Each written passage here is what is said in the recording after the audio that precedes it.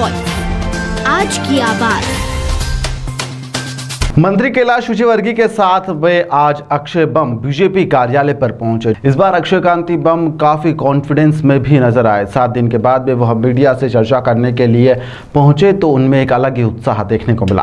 कांग्रेस छोड़ने के पीछे उन्होंने बताया कि 24 मार्च को जब पहली बार सामने आया तो कांग्रेस में बहुत कम लोग आए थे। 2600 बूथ पर काम करने के लिए मेरे पास इतनी बड़ी टीम नहीं थी। पार्टी के कार्यकर्ता काम करते हैं लेकिन कांग्रेस कार्यकर्ता जो है वह नहीं आए थे। चुनाव में कार्यकर्ताओं को मोटिवेट करना बेहद ही जरूरी होता है। 24 और 25 तारीख को मैं फ्री रहा। 26 तारीख को जनसंपर्क निरस्त कर दिया गया। 27 और 28 को मैंने खुद कार्यक्रम किए, जिसके बाद में 29 को भी मेरा जनसंपर्क निरस्त कर दिया गया था। 12 दिन बचने के बाद में जनसंपर्क नहीं हो रहा था तो मैं क्या करता।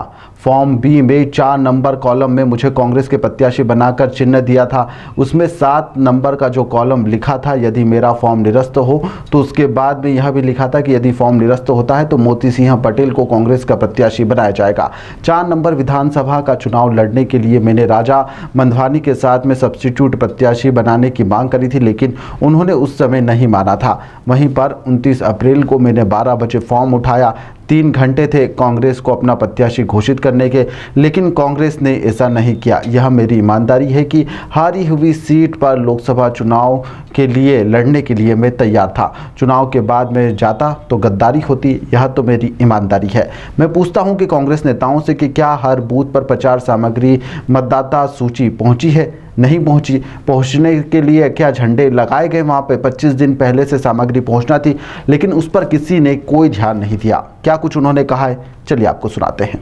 हो गया आपका सवाल? आपका सवाल हो गया, ठीक है। आप मुझे एक बात बताइए, डेफिनेशन ऑफ गद्दार होती क्या है? गद्दार होता क्या है और रणछोड़दास होता क्या है? आज मैंने रण छोड़ा, किसी ने मेरा फॉर्म ए या मेरा फॉर्म बी पढ़ा है? आप में से किसी भी पत्रकार बंधु ने पढ़ा है मेरा फॉर्म ए या फॉर्म बी? इलेक्शन रिजल्ट्स का, सिंबल्स का स्पेसिफिक पैराग्राफ है, पैराग्राफ नंबर 13, जिसका sub clause B, sub clause C और सब क्लॉज ई स्पेसिफिक कहता है कि कौन कैंडिडेट होगा। आप अगर 1 से 4 नंबर का कॉलम फॉर्म बी के अंदर देखेंगे, उसमें साफ लिखा है कि अक्षय बम हमारा कैंडिडेट है, ऑफिशियल कैंडिडेट है। सब्जेक्ट टू कॉलम नंबर 5 से 7 में लिखा हुआ है। आप मेरा फॉर्म भी देखिएगा जाके, ऑन रिकॉर्ड पड़ा हुआ है। उसमें लिखा हुआ है कि अगर किसी कारणवश अक्षय का फॉर्म स्क्रूटिनी में कैंसल होता है, पहला पॉइंट।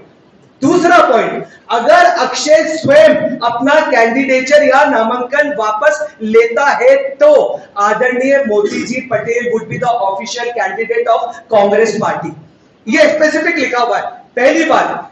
दूसरी बात, अगर मोती भाई का अगर ये लिखा हुआ था स्पेसिफिक, पहली बात अविश्वास मेरे ऊपर हुआ, क्योंकि जब मैंने 4 नंबर विधानसभा से टिकट मांगा था, आज आप सब पत्रकार बंधु जानते हैं कि अगर मध्य प्रदेश में बीजेपी की अगर कुछ सबसे स्ट्रॉन्ग सीटें हैं, जिसमें विधानसभा 2 आती है, विधानसभा 4 आती है और भी ग्रामीणों की बहुत सारी आती है। अगर अक्षय बम 4 नंबर से टिकट मांग रहा था और अक्षय बम का टिकट नहीं हुआ और उसके बाद अक्षय बम के लोगों ने विरोध करा, आप एक बात बताइए, कोई हारने के लिए विरोध करता है क्या?